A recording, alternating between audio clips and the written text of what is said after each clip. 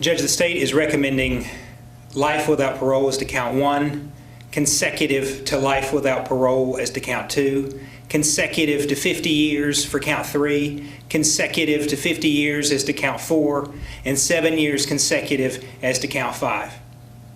Judge, each of these women who were senselessly murdered deserves their own sentence. Each was a beautiful life and being that was snuffed out by this monster. Each of these women would be here with us today had it not been for the hatred that drove him that night. Each of these women had been here today had they not known Stephen Ray Endsley. Their senseless murder has left our community lessened, their families devastated. The senselessness and the hatred of it all has made it difficult for the community and the family to bear. There is no reason to run these sentences concurrent. As each one of these women's lives had value, he deserves to be punished for each one of these women's lives. He deserves to be punished for years for taking a knife and stabbing them. He deserves to be punished for additional years for stabbing the other one. He deserves additional punishment for burning the house down around them. Each of these things is a crime, and each of these things deserves its own punishment. They will not be defined about how their lives were ended, but he will be defined by how he ended them. He will be defined by the hatred in his heart that pushed him to slither into their home, to attack them in the safety where they should have been most safe, to kill them, to burn their house and everything they own around them. There is no reason that this man can be trusted with the rest of us. There is no reason he should not be punished for the rest of his life for killing 2 beautiful souls, for taking away from a community, for taking away from a family something that can never be given back. No amount of years will give us that back, but certainly for the rest of his life, he can think about what he has done. Thank you. Thank you.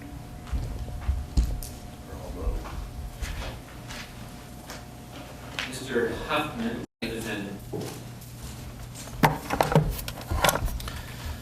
Judge, obviously this is a difficult case in every regard. Mr. Endsley still maintains his innocence and therefore is the reason why he did not participate upon my advice with the sentencing assessment report. I always make a note to make sure the court is aware that the client was following the advice of counsel when he refused to participate in the sentencing assessment report. Mr. Endsley is an individual that I've had the privilege to get to know over the last few years. He's an individual that I've interacted with on many different dates and times and locations. He's treated me with respect, and I've also interacted with and dealt with his family on many occasions. His wife, his family, his boys are here present in the courtroom here today, along with his grandchildren. They too have been supportive, and I've never seen any negative action taken by them or Mr. Endsley as this case has proceeded forward. We recognize and disagree respectfully with the court's decision here today. And as the court is fully aware, obviously Mr. Endsley intends to file a notice of appeal after proceeding here today with sentencing. Mr. Endsley will turn 60 years old this year. He is now facing on counts 1 and 2 life without parole. A mandatory life without parole at age 60 means that Mr. Endsley is guaranteed, unless some other appellate court or the 2915 process gives him another opportunity at a new trial. That in of itself will put him in a position where he no longer will be around in this community or with his family. Mr. Endsley was a lifelong youth coach. He served his service. Those are the 2 things of positive aspects in his life. And when you look at his history, one of the few things in the sentencing assessment report, we do have some non-support matters, but overall a complete lack of any sort of violence towards the community or people in which he's participated all of these 60 years. We recognize and understand why the state is making a request for consecutive time. I would ask the court to consider concurrent time in this situation. I have no ability to ask for anything, unfortunately, less than what the statute requires in counts 1 and count 2, which is life without parole. As the court is aware, life for Missouri is categorized at 30 years. So Mr. Endsley at this point will be facing a minimum of 30 years on counts 1 and count 2 before he is eligible. Life also doesn't mean that he'll be out at 30. That just means when he is eligible. So life without parole means Mr. Endsley will die in the Department of Corrections based upon the sentences contained in count 1 and count 2. If the court is unwilling to run each and every count concurrent, what I would ask the court is at very least to run the counts concurrent that coincide with each other. Count 1 and count 3, the murder in the first degree and the armed criminal action in that particular count. Counts 2 and 4, which would be the murder and the ACA that are attached to that. We recognize the state's request for the 50-year sentence. Again, that 50-year sentence and the state's request is for consecutive time. We're asking the court to consider all counts concurrent, but in the alternative, at least run 1 and 3 concurrent with each other. And if the court desires the consecutive, you can run 2 and 4. The arson, obviously, at this point is a C felony. Mr. Endsley has over 5 years as he's been in the jail, Leclerc County Jail, almost this entire time. He suffers from significant health issues, including diabetes, and we know while in prison, obviously, that life expectancy is much less, especially with somebody with his issues and health issues. But for those reasons, Judge, the reasons, and I know when I've spoken with the family, his sons, everybody else connected to him outside of this case, they have painted obviously a very different individual than the monster that was claimed to be by Mr. Cunningham in the state's argument. We do not believe that Mr. Endsley is a monster. We recognize the nature of this offense. We understand the seriousness of this. But at this point here today, we're asking the court to consider these factors. I know that Mr. Endsley has indicated to me that he wished to make a very brief statement to the court, and at that point, we'll then rest.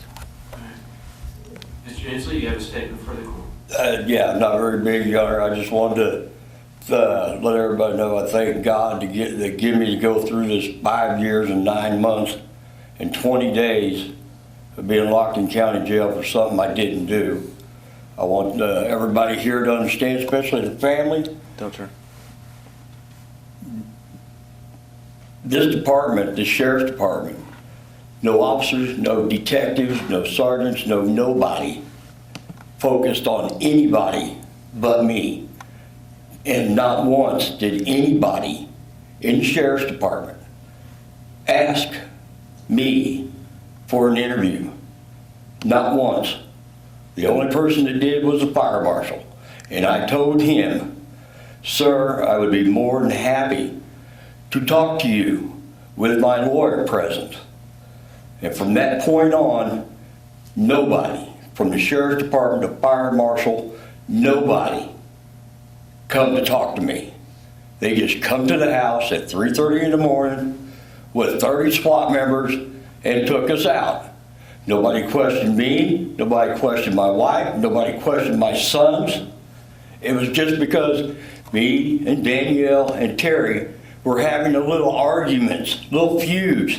There's nobody that could say Steve threatened him or Michelle threatened him.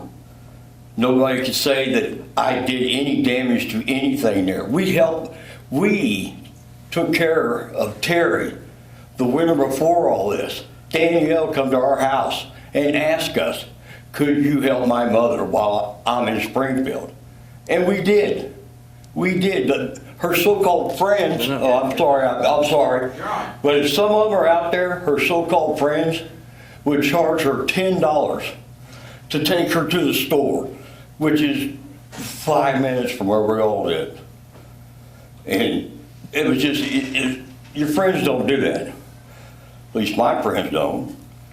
And so that's the type of people that were her friends, that really cared about her, that we've heard whine on TV all this time, would do this.